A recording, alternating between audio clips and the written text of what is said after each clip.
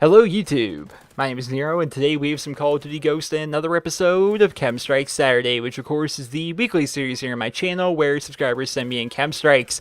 And have no fear, the KEM Strike you're seeing on your screen right now is not the actual KEM Strike of the video. That is of course the care package KEM Strike that we can get here on the map strike zone that's going off, which is going to blow up the map and completely change around the map and how it's played and how it looks. And because of that, I think it actually makes the video even that much cooler, because what we got going on here is an SC-2010 double KEM Strike playing on the map strike zone, and basically all of the kills except for like 5 or so are actually on the map after the map has blown up and completely changed, which is pretty freaking nice. Well, this great gameplay was actually sent in by a guy named COD 619, who of course is a returning guest here on KEM Strike Saturday, having made probably, oh goodness, I've lost count of all the episodes we've done at KEM Strike Saturday. I would estimate he's been on the show probably 5 to 7 times over the course of the past 11 months or so. So he's definitely been featured quite a bit. He's definitely been featured more than any other individual channel here on the show, which is pretty great. That there's like one guy out there that's like, he's like the legend of the show, you know. It's definitely pretty awesome. But what we got going on here once again is a double KEM Strike, which is pretty great. So let's start talking about how you go about getting a double KEM Strike, playing on strike zone after it has blown up. So let's talk about the perks here. First and foremost, we're going to have Ready Up, which is just a fantastic overall perk. Chances are, if you're like me and you're making your class, you're going to randomly end up with like one more random spot in your create class that you can use on something. And if you have that, just spend it on Ready Up. Don't really bother spending it on a secondary. Just put it in Ready Up. Ready Up can help you out a ton. We've got Quick Draw, which is a very, very, very good perk, especially for the way he's actually running his SC-2010 throughout this video. Because you think of the SC-2010, the way he's using it almost seems counterintuitive in a way, because like you think of the SC-2010, and right here I actually want to talk about this, because right, he has four bullets left, he needs ammo, he sees this guy and gets a knife kill on him, and of course he's going to get the scavenger pack from that, and that was just kind of great. That was definitely kind of great how he was about to have ammo, you know, he's on a good kill streak, he ends up getting a knife kill on the guy to be like, get some more ammo. I just thought that was cool.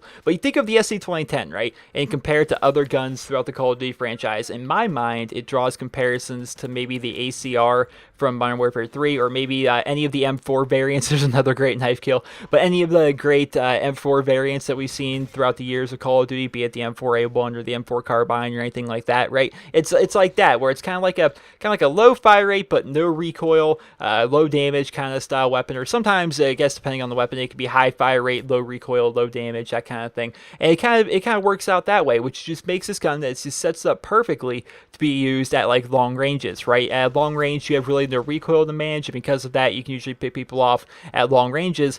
But with your low damage, you're going to have kind of your difficulty trying to take people out at close ranges. Well, throughout this video, man, he just dominates people with the SC-2010 close range, and a good part of that is the fact he's got Ready Up and he's got Quick Draw on. The next perk we're looking at is going to be Takedown, which is kind of questionable in my opinion. It's a very underused perk in Call of Duty Ghosts. A lot of you guys probably never even used it. So basically how it works in Call of Duty, it's always worked like this in Call of Duty. If you kill somebody, there's going to be a skull for the enemy team, like over the body of the person that you kill, kind of letting them know, hey, there's a person that just died here recently. Like you see a skull on your screen right now where one of his teammates died. It's only there for a few seconds, then it goes away, but it lets people in the area know that their teammate has just kind of died. But what Takedown does is it makes it so that skull doesn't show up. And honestly, you don't see people use it quite a bit. Of course, I mean, it's a great gameplay. He gets a double KEM Strikes. Of course, he's doing all right. But you just kind of have to wonder, is Takedown really really like that great of a perk that you want to spend points on it when you could probably get something else like Marathon or Lightweight or anything like that? Or I guess it's called Agility in this game. But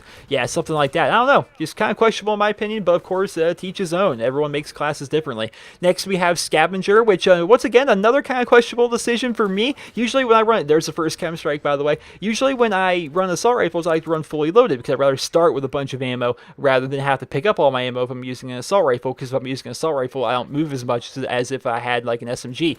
But he's using his assault rifle here like it's a submachine gun, so it's like you might as well have Scavenger, I suppose. We have Amplify, so we can hear enemy footsteps a lot better, as well as Focus, the best damn perk in the game. If you notice back there, we kind of did kind of a crossfade to cut ahead here in the video, allowing you guys to actually see the second KEM Strike of the video, which is just crazy that not only do you get like like one really great chem strike, but you actually end up getting two chem strikes within the same game.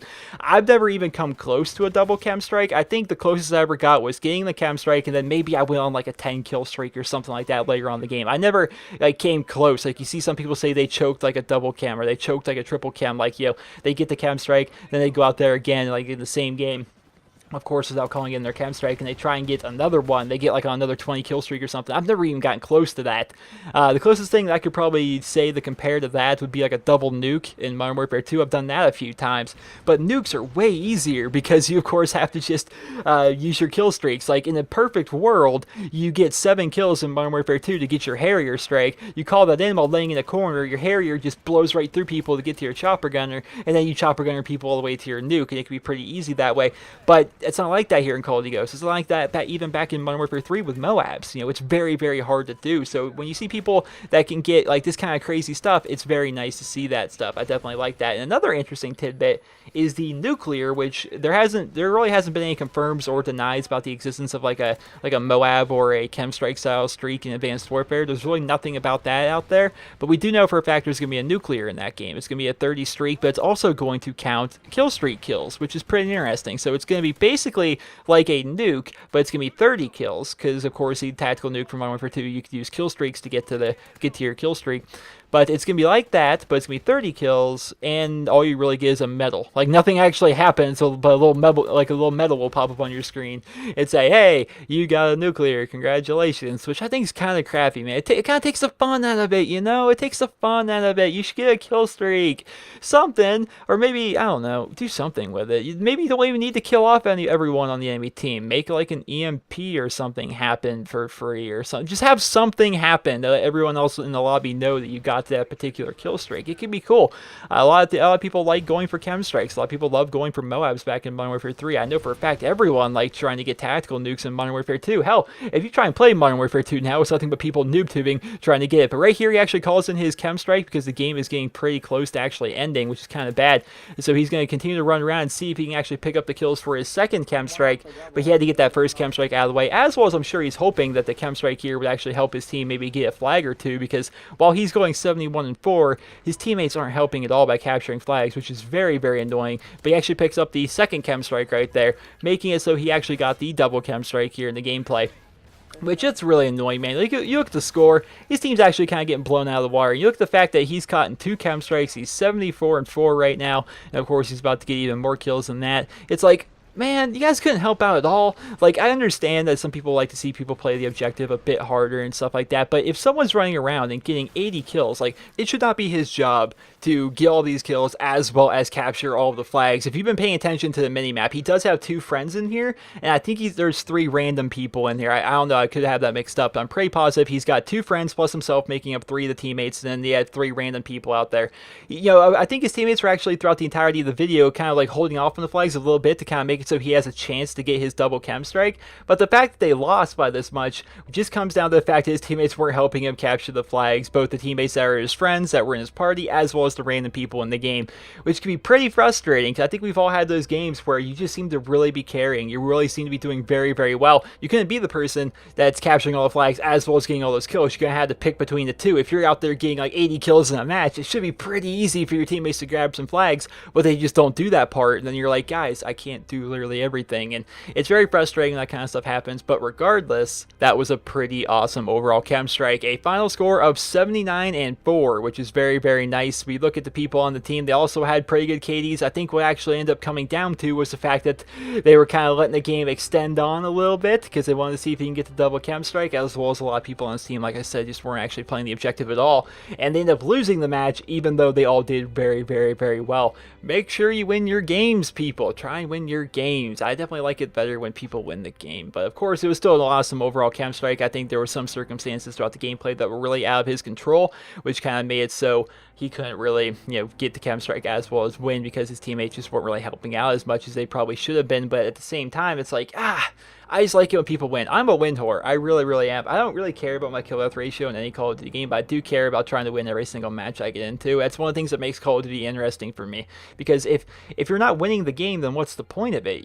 Like the only objective in Call of Duty really is to win the match, right? If you think about actual objectives within the game, the only objective really is to win the matches that you're playing in. I mean, of course, you can try and level up, you can try and get crazy kill streaks and stuff, but the actual objective that's put in there by the game itself is to just win every match that you go into, do your best to try and win every match you go into, and that's what I like to do. But regardless, going on way too long about that final score of 79-4. I hope you guys all enjoyed this episode of KEM Strike Saturday, and if you did, please be sure to leave a rating where you guys feel the video deserves. If you guys would like to submit your guys' KEM Strikes for next week's episode of KEM Strike Saturday, everything you guys need to see is on your screen right now. No commentary, no color correction. Try and render your video out to a very nice quality. Take the high quality video, upload it to YouTube as unlisted, link me via personal message here on YouTube, and then congratulations, you have submitted your video for next week's episode of KEM Strike Saturday.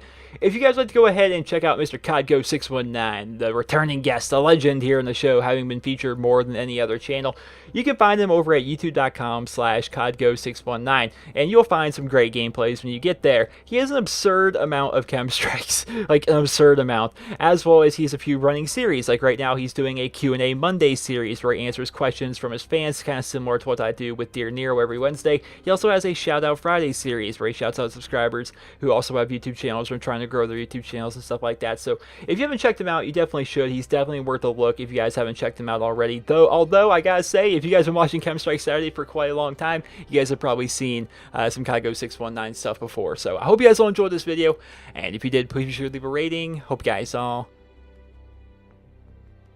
have a wonderful day.